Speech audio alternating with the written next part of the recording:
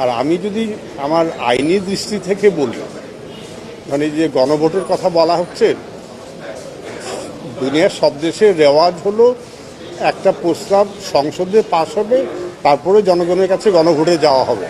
এখন আগে গণভোট পরে সংসদ, এটা কিন্তু মানে আইনের প্রচলিত ধারণার পরিপন্থী।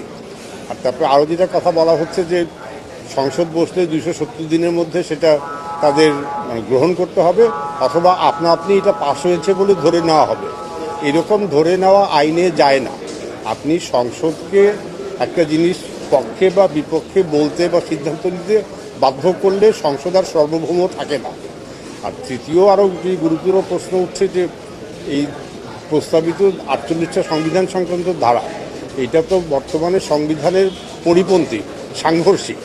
এখন এইগুলি পাস যদি সংসদ পাসও করে, আমাদের কিন্তু অনেকগুলি সংবিধান সংশোধনী সুপ্রিম কোর্ট বাতিল করেছে, তবে এইটা আইনি নিঃসন্দেহে আইনি চ্যালেঞ্জের মুখে পড়বে।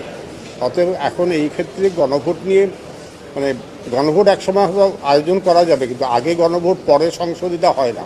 অতএব আগে সংসদ নির্বাচন হয়ে তাড়াতাড়ি, তারপর সংসদ যদি পাস করে মনে করে এটা গণভোটে দেওয়া দরকার, তখন এটা গণভোটে যাবে। আর এই 48টা প্রস্তাবের উপরে গণভোট মানুষ কেমন করে বুঝে হা না বলবে, এটা তো সম্পূর্ণ অবাস্তব একটা প্রস্তাব। আইন পাস করার ক্ষমতা হলো সংসদের, আর ক্ষেত্র বিশেষে যখন সংসদ থাকে না তখন সাময়িকভাবে সেই অধ্যাদেশের মাধ্যমে এটা রাষ্ট্রপতিকে দেওয়া হয়েছে। এখন প্রধান উপদেষ্টা তো প্রধানমন্ত্রীর মতো, অর্থাৎ নির্বাহী বিভাগের প্রধান বা প্রধানমন্ত্রী বা প্রধান উপদেষ্টা কখনো আইন পাশ করতে পারে।